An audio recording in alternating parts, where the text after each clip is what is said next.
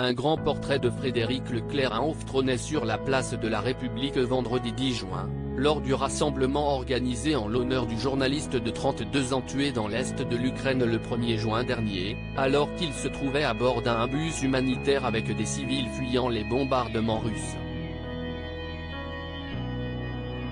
Frédéric Leclerc travaillait depuis plusieurs années pour BFM TV et couvrait le conflit opposant l'Ukraine à la Russie depuis le début. 2 jours après que le corps du jeune reporter français a été rapatrié en France, ses proches ont tenu à lui rendre hommage hier. Sa famille, ses amis, ses collègues, dont le reporter Maxime Brandt-Tété qui faisait équipe avec lui en Ukraine. Nombreux étaient ceux à avoir fait le déplacement. À la tête de BFM TV depuis 2019, dont il est le directeur général, Marc-Olivier Fogiel a participé au grand rassemblement organisé à l'appel de Reporters sans frontières, RSF, notamment.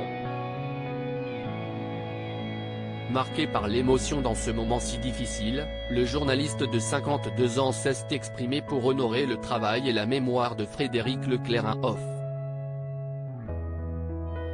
Juste ces quelques mots pour vous dire que la rédaction de BFM TV est en deuil. On pleure un journaliste passionné, engagé, a-t-il débuté. Marc-Olivier Fogiel a ensuite rappelé les circonstances dans lesquelles Frédéric Leclerc a perdu la vie. Il suivait une mission humanitaire dans un camion blindé en étant, pensait-il, en sécurité avec son gilet pare-balles, son casque.